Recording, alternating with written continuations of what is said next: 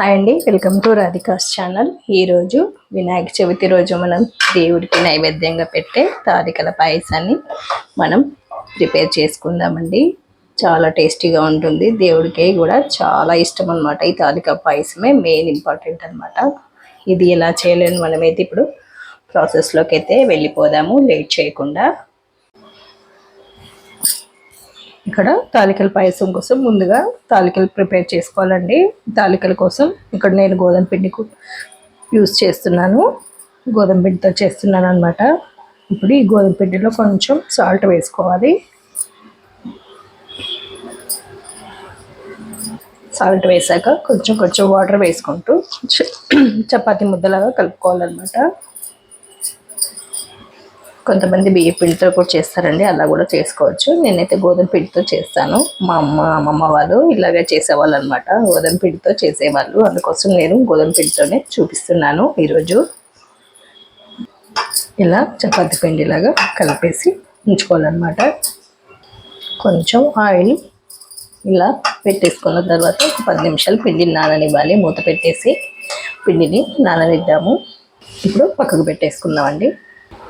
ఇప్పుడు చూద్దామండి. ఒక 10 నిమిషాల తర్వాత ఇప్పుడు తాలికలు చేసుకోవాలి. మరోసారి పిండిని బాగా కలుపుకొని చిన్న చిన్న ముద్దల్లో తీసుకొని తాలికలు చేసుకోవాలి. ఇలా సన్నగా చేసుకోవాలన్నమాట. సన్నగా చేసుకోవాలి, మరీ లావుగా చేసుకుంటే అంత బాగోదు. ఎంత వీలైతే అంత సన్నగా చేసుకోండి. మరీ సన్నగా కాకుండా మరీ లావు కాకుండా సన్నగా చేసుకోవాలి. ఇలా చేసుకోవాలన్నమాట. మీకు పొడవు కావాలనుకుంటే పొడవు చేసుకోవచ్చు, చిన్నగా కావాలంటే చిన్నగా చేసుకోవచ్చు. నేనైతే ఇలా కొంచెం పొడవు అని చేస్తున్నాను. బాగా పొడవు అనిపిస్తే కట్ చేసుకోవచ్చు. ఇలా సన్నగా చేసుకోవాలన్నమాట.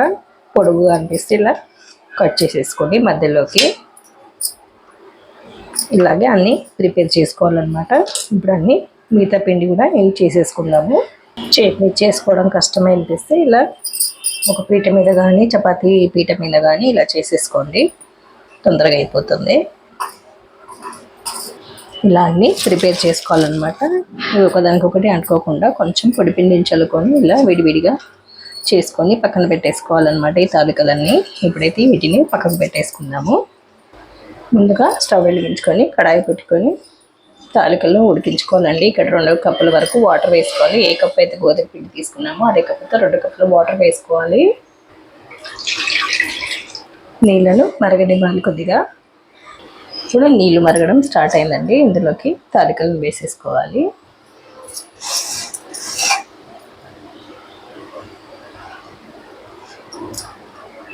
తాలికలు ఉడకనివ్వాలి. తాలికలను వేసాక ఒక 2 నిమిషాలు కానీ 3 నిమిషాలకు కానీ కలుపుకోవాలండి. వెంటనే కలపకూడదు. ఇప్పుడే కలిపేస్తే ఇప్పుడంతా మెత్తగా అయిపోయి పేస్ట్ లాగా అయిపోతుంది. అందుకోసం కొద్దిగా ఉడకనివ్వాలి తాలికలను. ఇప్పుడైతే ఒకసారి కలుపుకుందాము. ఒక 5 నిమిషాల తర్వాత నేను ఇక్కడ బెల్లంతో చేస్తున్నానండి, షుగర్తో చేయట్లేదు. అలాగే పాలు కూడా వేయట్లేదు, ఓన్లీ బెల్లంతోనే చేస్తున్నాను. కొంతమంది పాలు వేసి కూడా చేస్తారు, అలా కూడా చేసుకోవచ్చు. ఇప్పుడు ఒకసారి చెక్ చేసుకోండి, ఉడికిపోయాయేమో చూసుకొని మనం బెల్లం వేసుకోవాలి. ఒకసారి ఇలా కట్ చేసినామంటే టైం అయిపోవాలి. ఉడికిపోయాయండి. ఇప్పుడు బెల్లం వేసేసుకుందాము. 1 కప్పు గోధుమ పిండికి 1 కప్పు బెల్లం అయితే కరెక్ట్గా సరిపోతుంది.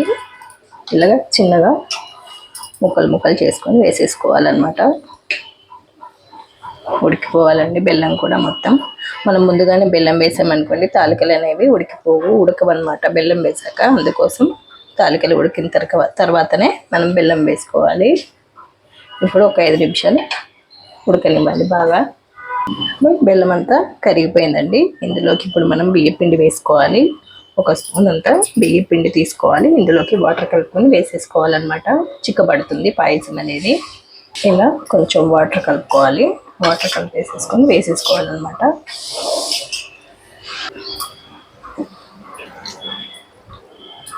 ఇలా కలుపుకోవాలి. ఇలా పిండి వేసినాక ఇంకొక 5 నిమిషాలు ఉడికించుకోవాలండి. పిండి అంతా ఉడకాలి. బియ్య పిండి వేసాం కదా, ఒక 5 నిమిషాలు ఉడికించుకుంటే మనకు పాయసం రెడీ అయిపోతుంది. మీకు ఇక్కడ బాగా చిక్కగా అనిపిస్తే కొంచెం వాటర్ వేసుకోవచ్చండి. నేను కొంచెం వాటర్ వేస్తున్నాను, మరి చిక్కగా అనిపిస్తుందని. కొంచెం ఉడికిన తర్వాత ఇంకొంచెం గట్టి పడుతుంది కాబట్టి కొంచెం లూజ్గానే ఉంచుకోవాలి. ఇలా రెడీ అయిందండి. ఇందులో కొంచెం మనం స్టవ్ ఆఫ్ చేసే ముందు ఒక స్పూన్ నెయ్యి వేసుకొని స్టవ్ ఆఫ్ చేసేసుకుందాము. ఇందులోకి డ్రై ఫ్రూట్స్ కూడా వేసుకుందామండి. అలాగే ఇది పక్కకు పెట్టేసుకొని ఎప్పుడైనా పాయసం చేసినప్పుడు నెయ్యి వేసుకొని స్టవ్ ఆఫ్ చేసేసుకోవాలన్నమాట. ఇప్పుడైతే స్టవ్ ఆఫ్ చేయకుండా ఇప్పుడు తీసేస్తున్నాను. ఇది ఇప్పుడు కాజు కిస్మిస్ అన్నీ వేయించుకుందామండి. కొంచెం ఒక పావు టీ స్పూన్ అంతా నెయ్యి వేసుకోండి. ఇప్పుడు నెయ్యి వేడెక్కిన తర్వాత కాజు బాదం పిస్తా 3 వేసుకుంటున్నాను. మీ దగ్గర ఏ డ్రై ఫ్రూట్స్ ఏవి ఉంటే అవి వేసుకోండి. అన్నీ వేగిపోయాయండి. స్టవ్ ఆఫ్ చేసేసుకుందాము. ఇప్పుడు ఈ పాయసంలో వేసేసుకుందాము. పాయసం అయితే రెడీ అయిపోయిందండి. ఇక దేవుడికి నైవేద్యంగా ఇలా చేసి పెట్టేసుకోవడమే. చాలా తొందరగా అయిపోతుంది. తాలికలు చేసుకోవడమే కొంచెం టైం పడుతుంది అన్నమాట. ఇదండి ఇవాళ మన తాలికల పాయసం. చవితి రోజు మనం చేసుకునే దేవుడికి నైవేద్యంగా పెట్టే ఈ తాలికల పాయసం నచ్చిందా? నచ్చినట్లయితే లైక్ చేయండి, షేర్ చేయండి, కామెంట్ పెట్టండి. మరిన్ని వీడియోస్ కోసం నా ఛానల్ని సబ్స్క్రైబ్ చేసుకోండి. పక్కనే ఉన్న బెల్ ఐకాన్ని క్లిక్ చేయండి. Thank you for watching. మరో వీడియోతో మీ ముందుంటాను. Bye bye.